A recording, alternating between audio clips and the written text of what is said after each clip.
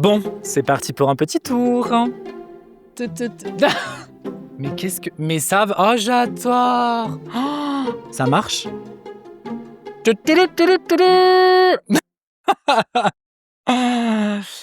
Toutes les entreprises qui prônent la diversité sont-elles réellement inclusives? J'en peux plus, en fait.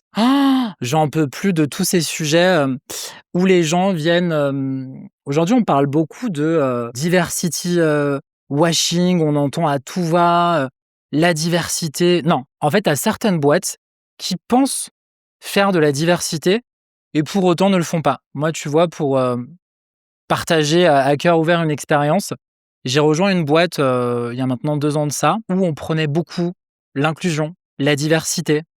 Et au final, c'était pas du tout ce que moi j'ai vécu de l'intérieur. Tu parles trop fort, t'es trop assumé, c'est compliqué. Et je trouve pas ça OK. Moi, vraiment, l'inclusion, la diversité, c'est de se dire, je donne suffisamment de preuves, que ce soit au talent ou que ce soit directement aux collaborateurs en interne, pour se sentir à l'aise. Tu vois, vraiment de se dire, bah, c'est une safe place. Et c'est ce que je fais aujourd'hui chez Artemis. Je prends la parole sur des sujets d'inclusion, de diversité, et c'est nous. Et vraiment, les premiers mots ou les premiers éléments que je partage, c'est soyez qui vous avez envie d'être. On vous accepte comme vous êtes et c'est OK. Si maintenant tu viens raconter que tu as signé la charte de l'autre cercle, LGBTQIA+, que tu travailles avec Pierre-Paul Jacques, c'est bullshit.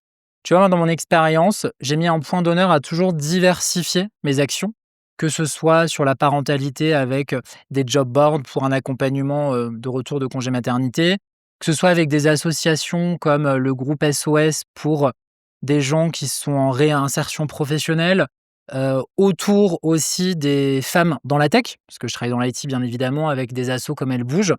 C'est important de se dire, j'ai vraiment un éventail qui me permet de travailler sur tous les sujets.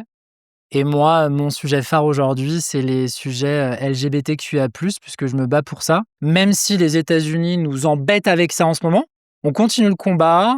Aujourd'hui, je dis pas que les talents doivent arriver avec une pancarte au-dessus de la tête en disant « je suis gay, je suis parent, je suis non-binaire ».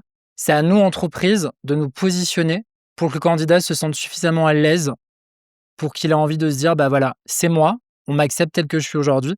Et j'aimerais pas que certains talents aient à vivre ce que j'ai vécu moi l'an dernier. Tu vois l'exemple, il y a une communication qui est sortie de la part de mon ancienne boîte où, en rigolant pour le 1er avril, j'étais en drag queen sur la page de garde avec en thématique Madame Irma. Et je me suis chopé des réflexions, mais pour qui tu te prends? C'est trop osé, tu peux pas nous représenter. J'ai plus envie de vivre dans ce genre d'environnement qui au final est toxique. J'ai transformé cette douleur en visibilité, en action et en impact aujourd'hui sur l'écosystème que je peux avoir autour de moi. Et les gens qui me suivent, les gens avec qui j'échange au quotidien, viennent pour que je suis, viennent pour qui je suis. Et au final, je repousse les autres, quoi. Voilà.